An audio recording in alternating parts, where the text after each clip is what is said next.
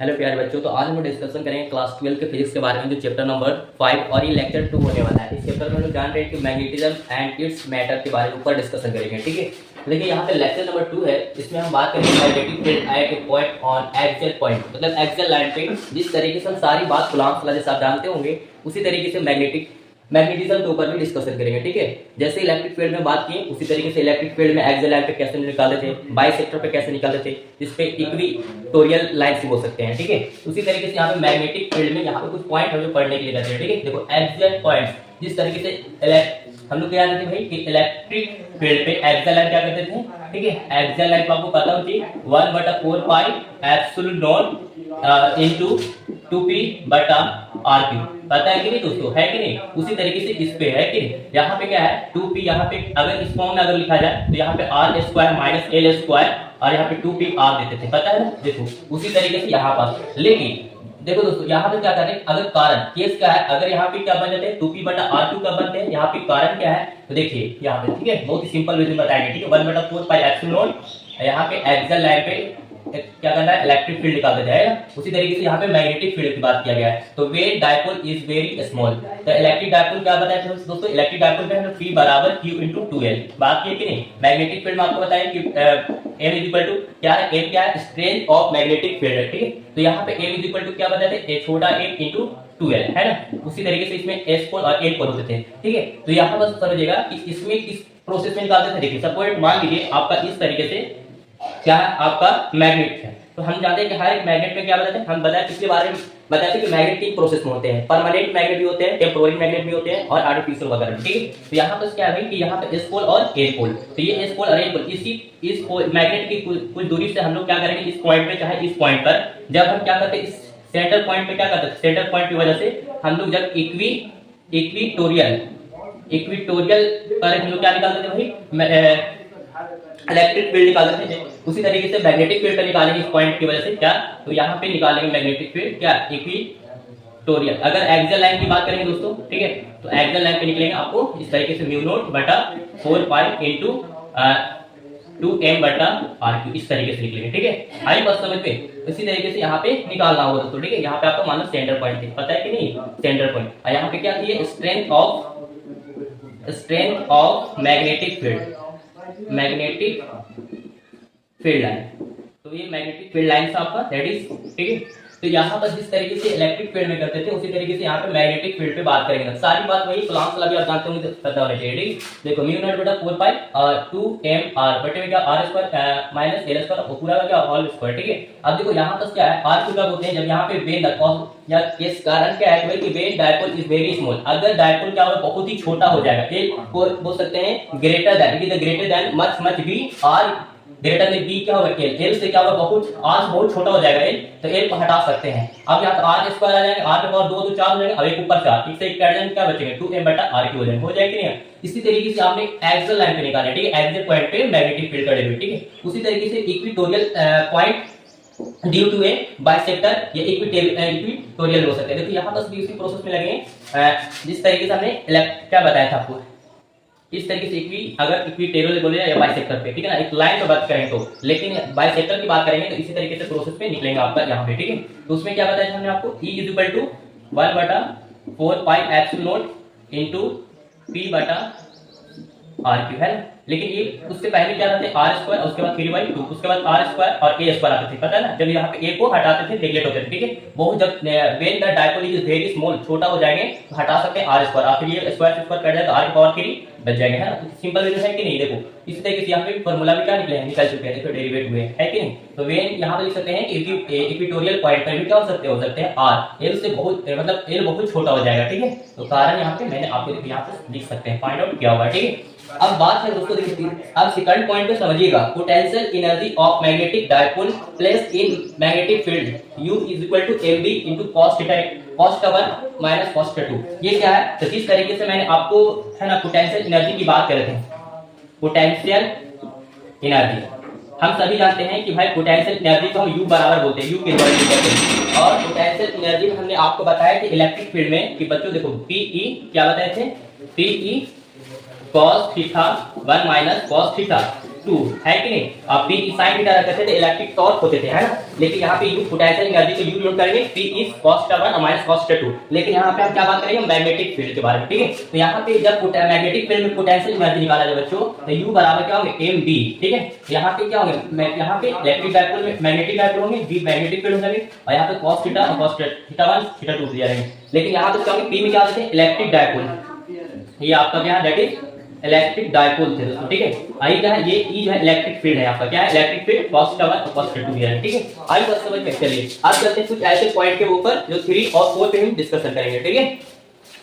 देखिए दोस्तों अब हम जानेंगे current loop as magnetic dipole. ये बहुत ही इंपॉर्टेंट है। देखिए यहाँ पे कि करंट लूप मतलब कि जो एक लूप मैग्नेटिक फील्ड ऐसा होगा जो क्लोज लूप में होंगे, ठीक है। और इस लूप में जो करंट जो होंगे ना इसमें सभी जानते हैं कि एस पोल होंगे और एन पोल। तो where is the direction of magnetic field, तो मैग्नेटिक फील्ड की डायरेक्शन कैसे होगी। सपोर्टेड मान लीजिए कवर है, ठीक है। इस तरह एक तो एस पोल इधर क्या होगा एन पोल। तो यहाँ पर जिस तरीके से आप जिस डायरेक्शन में रखेंगे बताया था ना थंब्स में राइट हैंड थंब्स में जिस तरीके से रखेंगे तो क्या होंगे सरफेस डॉटेड सरफेस इनवर्ड और आउटवर्ड। तो बताया देखिए यहाँ पर जिस तरीके से रखेंगे तो क्या होगा ये आपका क्या होंगे आउटवर्ड डायरेक्शन हो रही है where is the direction of magnetic field का, और ये क्या होगा इनवर्ड मतलब ये ऐसे रखेंगे आप और कर्व इनका ऐसे होंगे, ठीक है इस तरीके से। तो यहाँ पे नॉर्थ पोल के लिए आपको ए या फिर ये तो ये दोनों क्या आपका डायपोल हो जाएगा, ठीक है। इस डायपोल में क्या बोलेंगे यहाँ पे कि m इज इक्वल टू क्या है आई ए है, ठीक है। और यहाँ पर जिस तरीके से क्या ये जो है एक क्लॉकवाइज डायरेक्शन है, क्लॉकवाइज डायरेक्शन की बात है और ये क्या है एक एंटी क्लॉकवाइज डायरेक्शन, ठीक है एंटी क्लॉकवाइज डायरेक्शन,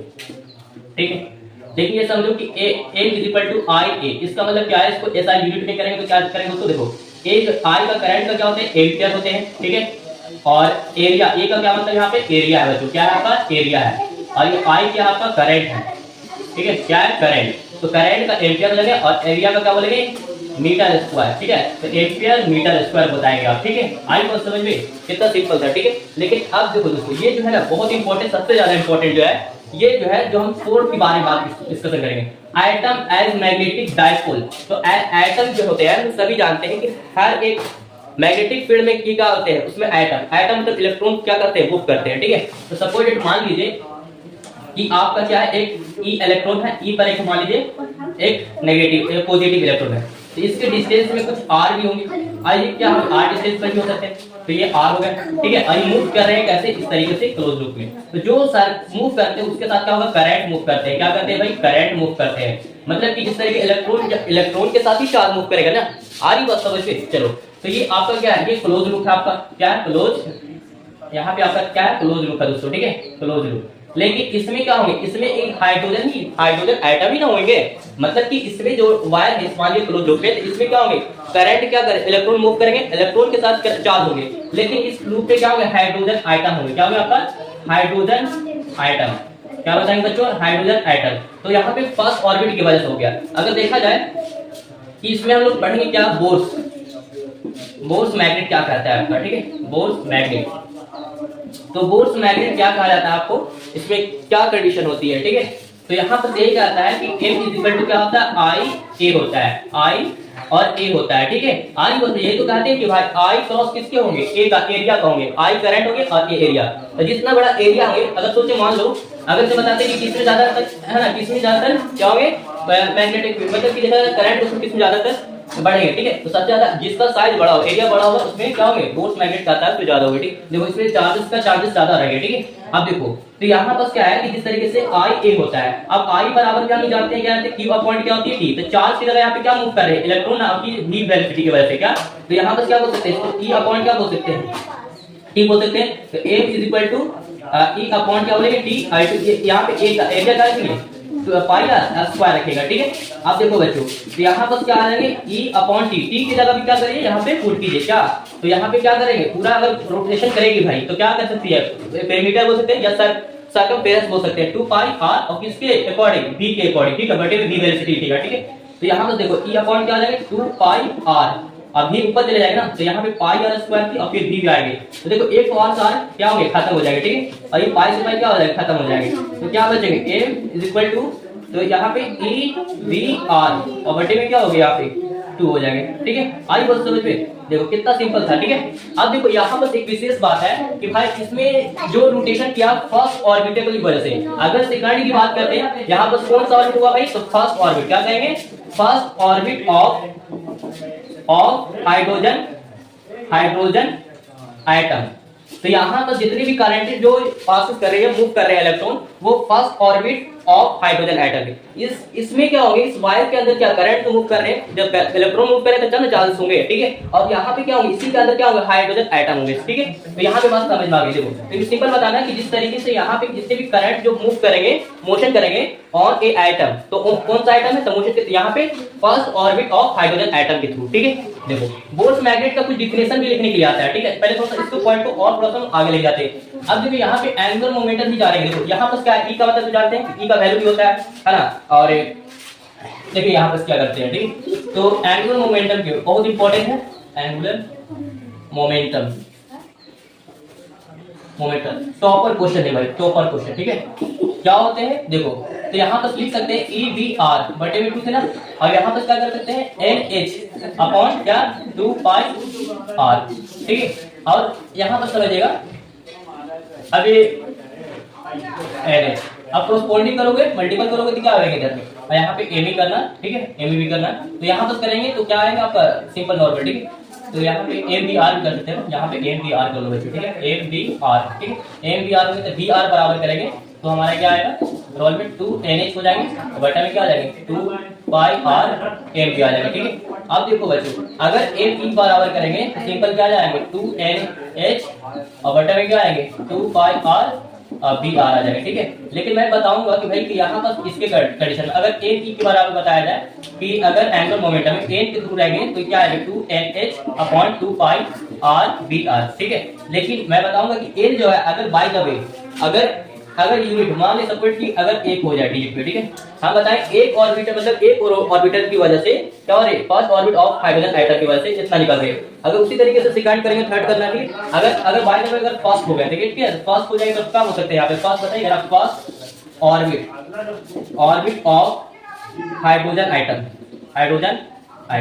लेकिन मैं बताना चाहूंगा कि भाई देखो यहाँ पर क्या है कि यहाँ पर ई जो है यहाँ पे क्या रहेगा, वैल्यू मिला रहेगा। एन अगर 1 हो जाएंगे तो यहाँ पर सिंपल अगर 2 से गुना कर 2 से भागा भी देना पड़ेगा, तो यहाँ पर अगर 2 से गुना करते यहाँ पर 4 हो जाएगा। मतलब कि अगर देखा जाए कि यहाँ पे कि एन अगर ई की वजह से हो रहे हैं तो यहाँ पे क्या 2 N H upon 4 pi R. ठीक है, और क्या होंगे यहाँ पर ई होंगे। ठीक है, तो यहाँ पर ई का मतलब समझ जाएंगे क्या भाई, ई का मतलब होता है इलेक्ट्रॉन। तो 1 इलेक्ट्रॉन कितने होते हैं, 1 इलेक्ट्रॉन इज इक्वल टू 1.6 × 10⁻�৯ कूलम होते हैं। ठीक है, तो उसी तरीके से यहाँ पे समझिए अगर पूरा अगर देखा जाए एंगुलर मोमेंटम में कितना आएगा। ठीक है, तो यहाँ पर लिख सकते हैं 9.27 × 10⁻24 और काची में आएंगे तो हमने आपको बताया एम्पियर मीटर स्क्वायर। क्यों, क्योंकि हम पूरा निकाल रहे हैं, डेरिवेट क्या कर रहे हैं बोर्स मैग्नेट का। ठीक है, तो हम बोल सकते हैं m इज इक्वल टू आई ए, आई हमारा क्या दैट इज करंट और ए क्या हमारा एरिया। तो करंट को क्या बोलते हैं, एम्पियर बोलते हैं यूनिट में, और ए को एरिया का क्या होता है मीटर स्क्वायर करेंगे। ठीक है, तो आप बता सकते हैं कि जो वैल्यू आएगा वो एम्पियर मीटर स्क्वायर में आएगा। ठीक है, इस तरीके से, और चाहो तो आप इसका स्क्रीन पर भी देख सकते हैं, बोर्स मैग्नेट का डिफिनेशन भी लिख सकते हैं। It is defined as the Bohr's magnet is the यहाँ पे करंट बोल सकते हैं या चार्ज मूव या motion on a atom, the charge motion on a first orbit of hydrogen atom. Okay, तो सिंपल लैंग्वेज में आप लिख सकते हैं, और इसी तरीके से लेक्चर 3 के लिए बहुत जल्द मिलते हैं। Okay, take care, good bye.